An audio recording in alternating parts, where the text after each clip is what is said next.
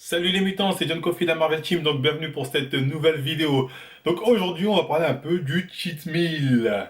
Le mythe, ce que j'appelle le mythe du cheat meal. Donc pourquoi on en parle? Parce que la dernière fois quand j'ai fait la vidéo j'ai un doute. Et j'ai parlé du cas Groggy et en parlant de ses repas on m'a dit tu dis n'importe quoi, il fait des cheat meals, tu sais même pas c'est quoi un cheat meal et tu parles muscu. Gna, gna, gna. Bref, on m'a dit de la merde donc j'ai décidé de répondre à ces petits cons, petits merdeux. Tu penses m'apprendre la muscu? Je vais donc te faire la leçon. Et t'apprendre un peu plus sur ce qu'on appelle le cheat meal. Avant ça, je voulais vous dire, oui, n'hésitez pas à nous suivre sur Twitch, la chaîne Twitch Marvel-du-bas, j'ai du Zor. Vous êtes les bienvenus. La chaîne est à nouveau fluide. Au début, j'avais des problèmes de connexion, ce qui fait que les vidéos buggaient. Maintenant, c'est fluide, donc venez. Je voulais aussi faire la promo de la chaîne d'un pote à moi qui m'aide souvent pour la chaîne, Tom Fury. Je vous mettrai le lien de sa chaîne en description. Lui, c'est un vrai gamer, un mec qui performe pas mal. Donc, n'hésitez pas à aller le voir aussi. J'essaierai de faire des trucs avec lui en commun sur Twitch. Donc voilà. Pensez à donner de la force un peu partout. Donc on peut commencer le sujet principal de la vidéo. Donc le cheat meal, ou le repas de la triche, si je ne me trompe pas en français, qu'est-ce que c'est? C'est le concept de base, en fait c'est quoi? C'est tu manges, enfin, lors d'un régime ou une sèche, tu fais attention à ce que tu manges pour être en déficit, etc. etc. Mais un jour dans la semaine, ou deux ou trois, ça dépend des gens, enfin bref, tu peux te laisser aller, tu te laisses aller, tu manges ce que tu veux, etc. etc., etc. Donc c'est ça le concept de base, on va dire, du cheat meal. Je dis un jour de la semaine parce que régulièrement, généralement, les gens ils font un jour de la semaine cheat meal. Après, ils font une fois par mois. Alors, on y reviendra sur ce genre de cas, mais enfin bref, généralement, les gens, c'est une fois par semaine, ils font leur cheat meal. Donc, ça, je pense que tout le monde sera d'accord pour dire ça. Donc, bref, on va voir dans un premier temps qu'est-ce que c'est que le cheat meal chez les bodybuilders, parce que ça vient des bodybuilders. En tout cas, c'était popularisé par les bodybuilders, le délire cheat meal. Et après, on va voir chez les gens random, chez les gens random qui pensent qu'avec un cheat meal, ils vont avoir le physique de Groggy, on va voir ce qu'il en est réellement. Et on va voir aussi pourquoi, selon moi, on parle de cheat meal. Quelle est l'arnaque derrière le cheat meal? Parce que vous allez voir qu'encore une fois, on est dans le achète maintenant. En fait, alors, on vous le met en avant pour ça. Mais enfin bref. Donc le cheat meal chez les bodybuilders, pour commencer, qu'est-ce que c'est? Là, c'est assez simple. Il y a deux catégories. Bon, c'est pareil pour les randoms, il y a des liens, on y reviendra. Mais enfin bref, chez les bodybuilders, il y a ceux qui vont pas faire de cheat meal. C'est-à-dire cheat meal n'existe pas. C'est des mecs qui sont body, ils sont en préparation de compétition, parce que oui, c'est du run sèche qu'on parle de cheat meal, parce qu'en prise de masse, t'as pas besoin de faire de cheat meal, parce que tu te laisses aller, de toute évidence, normalement, on va dire en théorie. Donc oui, les mecs qui vont faire des sèches, il y a des bodybuilders, durant leur sèche, ils vont pas faire du cheat meal, parce qu'ils savent faire un cheat meal, c'est contre-productif, même si ces mecs sont chargés. Ils savent que c'est des mecs qui, de base, ils peuvent pas se permettre de faire un cheat meal, sinon ils tuent leur sèche. Donc, tu as cette catégorie de bodybuilders qui vont pas faire de cheat meal. Pendant toute leur prépa, il n'y aura pas de cheat meal. Les mecs, ils vont calculer ce qu'ils vont, ils vont prendre leur ridin, leur ce que tu veux. Mais il n'y aura pas de cheat meal, il n'y aura pas de merde. Parce que ces bodybuilders ne peuvent pas se permettre, sinon ils savent qu'ils vont pas tester avec les autres. Les autres qui, eux, au contraire, vont faire des cheat meals. Mais ils vont pas faire un cheat meal une fois par semaine, les gars. Ils vont manger tout le temps de la merde. Quand je dis tout le temps, H24, j'abuse un peu, on en reviendra après. Mais ils vont avoir une alimentation dégueulasse pratiquement pendant toute leur prépa. Ça va pas être leur priorité. Pourquoi? Parce que ces mecs-là, en plus d'être chargés, ils ont la putain de génétique qui leur permet de pouvoir manger de la merde et aller en compète. Je suis désolé, des cas comme ça, il y a que ça. Tu prends des Calum Van Moger, le mec il tapait ses céréales ou je sais pas quoi avant sa compétition, son collègue il pétait les plombs, il disait comment tu fais Calum, comment tu fais, t'arrives à être sec. Il disait il avait pas de jet Calum. Tu prends qui, comment il s'appelle, Stanimol. Stanimol durant sa prépa olympien, il pas taper des burgers. Il a fait taper des burgers. Ouais, mais mon entraîneur m'a dit que c'est bon. Il tapait des burgers, le mec était sec, comment? Faudra pas me dire là, rebond glucidique. Non, il a tapé ça pendant pratiquement tout son voyage à Las Vegas, c'était burger sur burger. Donc, me parlez pas de. Il y en a qui en ont pas besoin, donc cheat meal c'était tous les jours. Donc c'est pas, non, mais c'est une fois un rebond glucidique. Non, non, c'était cheat meal H24. En plus, ça, on en sèche. On en sèche, prépa de compète. Il y avait l'autre aussi, comment il s'appelle, Bessala. Il m'a raconté, il me disait, avant une prépa, une fois, je sais pas, il tapait un McDo ou une glace, il est arrivé 2 jours après, compétition, premier. Le mec avait pas besoin, donc cheat meal ça n'existe pas. Pour cela, en fait, cheat meal c'est tous les jours. Il y a ceux qui font pas de cheat meal, qui se permettent pas d'écart. Il y a un autre cheat meal, parce que sinon ils savent que physiquement ils sont morts. Et d'un autre côté, tu as ceux qui, bah, pour eux, cheat meal c'est tous les jours. C'est en tout cas quand ils veulent, parce qu'en fait, ils ont pas besoin de sèche, de faire une diète stricte, entre guillemets, on va dire, pour être sec à l'année. Ils ont la génétique et les physiques qui va avec. Donc voilà, j'espère avoir été clair sur le cas des bodybuilders. Maintenant, on va essayer de voir le cheat meal chez les gens random, c'est-à-dire les gens qui ne sont pas bodybuilders ni compétiteurs. Je vais même pas parler des mecs genre random chargés, parce que la plupart du temps, le cheat meal aussi, ils en ont rien à foutre, ils bouffent de la merde tous les jours. J'adore manger, je suis un bon mangeur, j'aime bien kiffer. Ma maman m'a appris les bonnes choses. Donc voilà. Donc moi, ce Snapchat, il est pour les kiffeurs. Tous les petits mecs en puzzle qui mangent des asperges toute l'année et qui mangent que des pilules et des trucs chelous, restez chez vous, désabonnez-vous. Donc voilà, ça c'est pour eux, il n'y a pas de cheat meal, hein, ils ont les produits qu'il faut pour sécher, enfin bref. Mais pour le genre random de tous les jours, on va partir du postulat qui est natif. Donc cheat meal, on est d'accord, ça se fait, on parle de ça quand tu fais une sèche ou un régime, hein, c'est plus ou moins la même chose. Donc il y a des mecs qui sont en train de nous dire qu'on va dire à des mecs qui sont en surpoids, des mecs qui de base sont gras ou ont une très grosse facilité à prendre du gras, qui ont envie de sécher, on va leur dire, mais c'est pas grave, une fois par semaine tu peux manger de la merde, ça va pas se ressentir, caca caca caca. Donc les mecs qui vous sortent ça, ou qui vous vendent ce concept-là, sont forcément malhonnêtes. Le mec qui veut vraiment, si tu vraiment, hein, le mec qui veut perdre du poids, tu peux pas le conseiller de prendre un cheat meal. Tu peux pas lui dire, ah, fais un cheat meal de temps en temps, c'est que dalle. Ce mec se fout de ta gueule, mec, tu vas pas perdre de poids, en tout cas, ça va être très très lent. Ce concept-là, il a beau te dire, ouais, mais pour psychologiquement, c'est bien. Oui, mais psychologiquement, ça va aussi, peut-être ça va te faire du bien, mais physiquement, tu vas avoir une avancée très lente. Donc, ceux déjà qui vous vendent le cheat meal, bon, les mecs sont en surpoids, les mecs qui ont envie de perdre du poids, qui ont une facilité à prendre du gras, qui vous vendent ça, ah, si t'inquiète, un cheat meal par semaine, tu vas être comme Groggy, ils se foutent de votre gueule. Et tous les coachs sérieux le savent. Quand tu veux vraiment perdre du poids, t'oublies cheat meal, t'oublies le jour où je mange de la merde, je fais pas attention à ce que je mange tout et n'importe quoi. Oublie ça. T'oublies ça, ça c'est la première catégorie. Donc ensuite, on va dans l'autre catégorie des personnes. Il y a des mecs qui vont faire des cheat meals de temps en temps, mais qui vont être super secs, tatati, malgré leur cheat meal. Donc, qu'est-ce que ça veut dire? En fait, c'est comme j'ai dit, encore une fois, c'est le même parallèle qu'avec les bodybuilders. Ces mecs-là sont pas secs comme ça à l'année parce qu'ils mangent leur salade ou je sais pas quoi. C'est juste parce que génétiquement, c'est des mecs secs.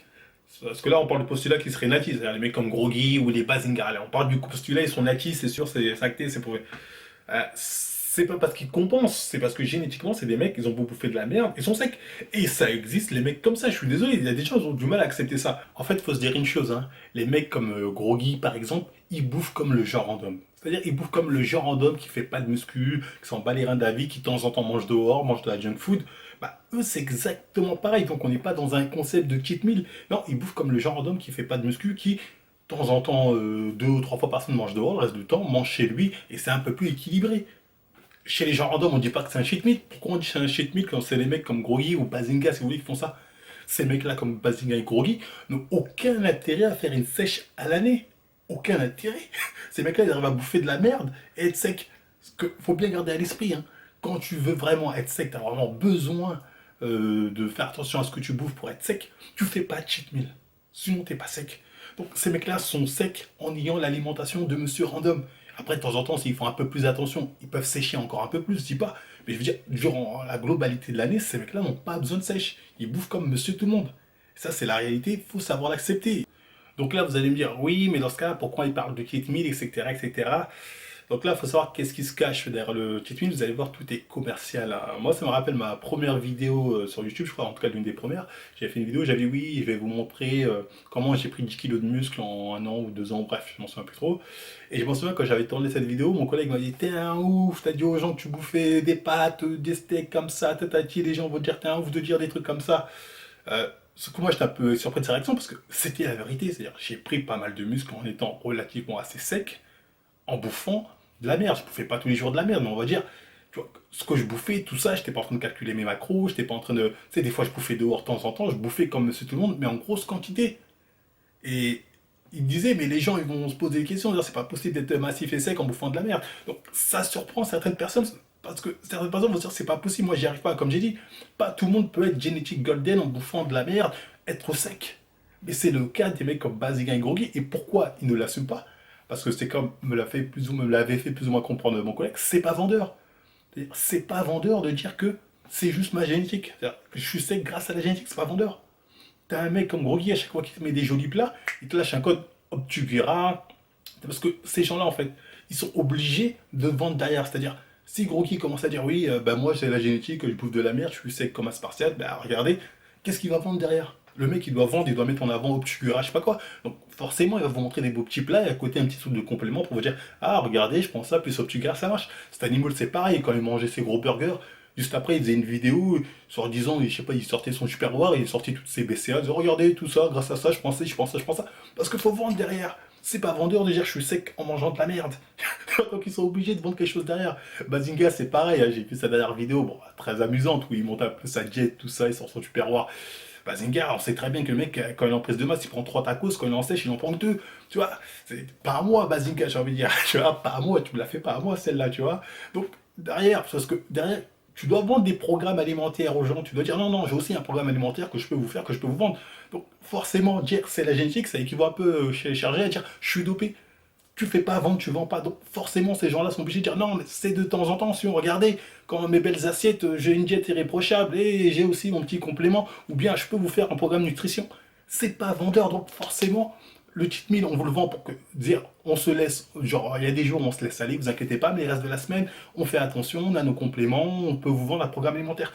Tout ça, c'est commercial. C'est-à-dire, ces mecs-là n'assument pas le fait qu'ils arrivent à être relativement secs grâce à leur génétique. Parce qu'ils savent que ça va être mal vu, soit on va les accuser de dopage, soit on va dire bah, c'est que la génétique, et du coup, tu vends pas, tu vends beaucoup moins. C'est beaucoup moins vendeur que de dire non, j'ai un plan alimentaire. Donc tout ça, c'est commercial au final. Après, je dis pas que les mecs comme Baziga, Groggy, font aucun effort, hein. Certainement la salle tue, certainement de temps en temps ils font des petits déficits, ouais, des petits déficits, ils vont être plus secs, ça c'est évident. Moi c'est pareil. Je veux dire, principalement ces mecs-là ne prennent pas de gras parce qu'ils ont la génétique qu'il faut. Moi, j'aimerais qu'ils assument ça, mais ils vont pas l'assumer parce que sinon, c'est pas vendeur. Tes coachings nutrition, tout ça, bah, alors, finalement, si c'est génétique, ça m'intéresse pas tant que ça. Ou tes compléments que tu mets en avant, bah, finalement, ça aide pas tellement. Donc, c'est ça ce qui se cache derrière le cheat meal. Tu vois, c'est achète maintenant, en fait. C'est je te vends du rêve. Et ça, c'est important ça, c'est un point important qu'il faut savoir retenir et analyser. Gardez bien en tête, hein, si vraiment on devait, on va dire oui, le concept du cheat meal existe et il est efficace, il existe et il serait efficace seulement sur les mecs qui de base ont une facilité à être sec, c'est-à-dire toute la semaine ils vont manger plus ou moins propre, une fois par semaine se laisser aller et ainsi peut-être provoquer un déficit calorique chez des mecs de base sec pour être un peu plus sec, hein, parce que comme je dis l'exemple de Bazinga, le mec qui passe de 3 tacos à 2 tacos, chez ces mecs là oui, ils vont sécher comme ça, ils vont être plus secs. Mais chez le genre random qui a l'habitude de prendre du poids, ça n'a aucun intérêt, ça n'aura pas le même effet du tout. Donc, faut être assez clair quand on parle du cheat meal, hein. Si vraiment on devait dire oui, ce concept existe, il existe seulement chez ces gens-là, qui de base sont déjà assez secs et qui, avec une diète en incluant un cheat meal par-ci par-là, peuvent être encore plus secs. Voilà, c'est sur ces gens-là. Un point c'est tout. Si on devait admettre ce concept comme si efficace ou je ne sais quoi, ce serait seulement pour cette catégorie-là de personnes. Dites-vous que le monde se divise en deux catégories. Il y a ceux qui, pour être secs, vont pas faire de cheat meal. Ils peuvent pas se permettre de faire de cheat meal. Sinon, voilà, ils vont reprendre du gras, ils vont prendre du fat. Ça va ralentir leur progression. Donc, eux, le cheat meal n'existe pas. Et la deuxième catégorie, chez qui bah, en fait, si on doit parler de cheat meal, bah, cheat meal, c'est tous les jours. Donc, au final, il n'y a pas d'exception. C'est pas une exception. Cheat meal, c'est pratiquement tous les jours. Quand je dis tous les jours, je blague. Parce que, encore une fois, personne mange toujours tous les jours dehors. À part vraiment peut-être, je sais pas, l'obèse abusé, qui a du fric à mort, qui a du fric à mort, tout ça, sinon personne mange dehors tout le temps, tous les jours. Non, les gens, ils mangent comme monsieur random, c'est-à-dire une à deux fois par semaine, peut-être 3 fois aller dehors, mais le reste du temps, ils mangent à la maison, ils se font des plats plus ou moins équilibrés. Donc j'espère avoir été assez clair là-dessus, hein. Après, je sais qu'il y en a qui vont dire, tu dis vraiment n'importe quoi, bien sûr que cheat meal, nanani, nanana.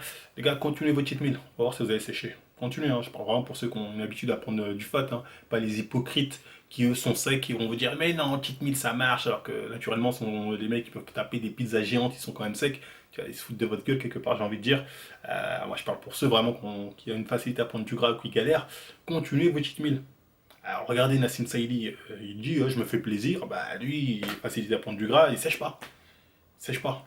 Donc voilà, c'est à vous de voir après, à part si vous êtes sous-produit, là peut-être vous allez sécher en bouffant de la merde, mais généralement tu fais du cheat meal, vous n'allez pas voir les résultats, hein. En tout cas pas tout de suite, vous allez galérer, hein. Donc voilà, j'espère avoir été assez clair avec vous. Bah, si c'est le cas, bah, on like, on partage, on s'abonne, hein. On n'hésite pas à nous suivre sur Instagram, Twitter, tout tralala, les codes promo, SD Nutrition, Open Again, tout le bazar. Et moi je vous dis à la prochaine émission. Noël, quand il descendra du ciel, petit papa Noël, n'oublie pas les petits souliers, n'oublie pas ma paire de Louboutin, n'oublie pas ma paire des Zanotti, n'oublie pas ma paire des Dichoirs.